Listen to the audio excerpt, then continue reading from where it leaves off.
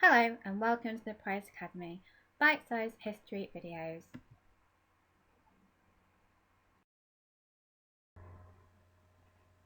This video is introducing Elizabeth Stride, the third victim in the Jack the Ripper murder. Elizabeth Gustafsdotter was born in Torslanda, Sweden in 1843. Her dad was called Gustav and her mum was called Beta. Elizabeth was raised in the Lutheran faith and was christened at this church in Torslanda at the age of 15. Unlike victims 1 and 2, Polly and Annie, Elizabeth was a prostitute. She began prostitution at an early age, when she left the family farm and went to the city of Gothenburg to be a domestic servant. She was arrested by the police several times, and she was treated for syphilis, a sexually transmitted disease, on several occasions. This disease never left her body. She stopped being contagious after a while, but she could never completely eradicate it.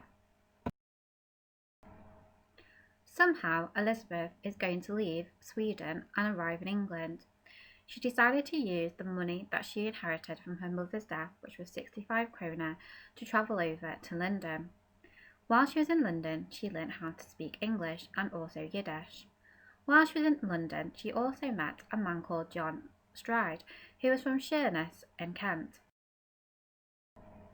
Elizabeth and John married in 1869 in St Giles in the Field Church as pictured here. John was 22 years older than Elizabeth and they never managed to have any children. Was it due to the fact that she had syphilis? The couple were ambitious and they opened a coffee shop in Poplar. By 1874, however, they had to close this due to financial hardship. This is where the story starts to get interesting. It appears that John and Elizabeth's marriage deteriorated and she moved in some lodgings by the Purple Liners in Flower and Dean Street. She also appears to become something of a con artist at this point. In 1878, the steamer Princess Anne sank in the Thames. 650 passengers died. Elizabeth seized this story and decided to concoct a tale of her own, a tale of survival. She claimed that her husband and 2 of her 9 children drowned on the ship, but she managed to survive. She used her fake survivor story to con people and extort them for money for their sympathies with the fact that she was widowed and her children had been drowned in this disaster. If we fast forward to 1888, Elizabeth's syphilis has gone into its tertiary stage. This means she is suffering from epileptic fits and also bouts of dementia, and her personality is altered. She's been arrested 8 times by the police for being drunk and disorderly and also for using obscene language.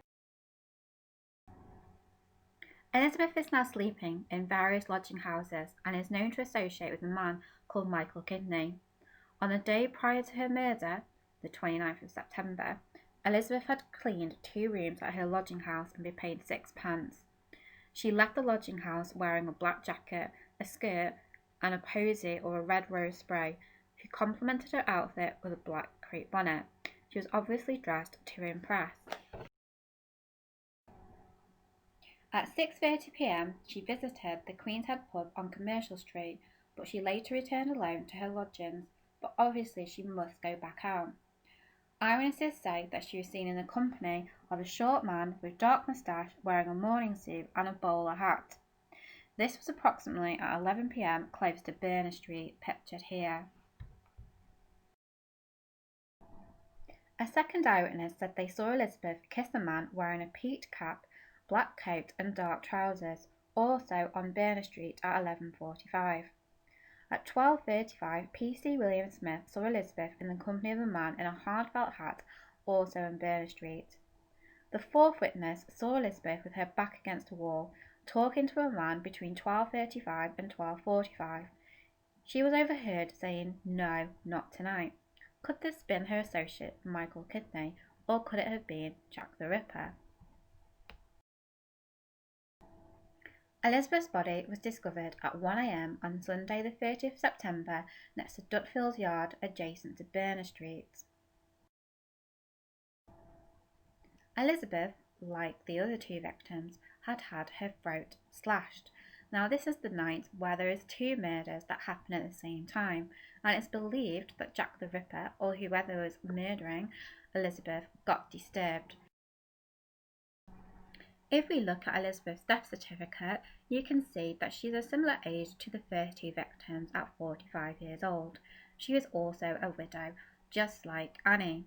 Her death was violent, the same as Polly and Annie, and she's got a hemorrhage from her blood vessels in her neck, and that murder has also been performed by a sharp instrument. So in conclusion, Elizabeth is a little bit different from the other victims, with the fact that she came from Sweden originally, that she was a prostitute in her early life, that she did suffer from a sexual disease, and that she also was a bit of a con artist. I hope you enjoyed this video. Don't forget, if you like this video, to like it and subscribe to my channel, or you can follow me at Little Miss History 81 at Tanya Alex 38.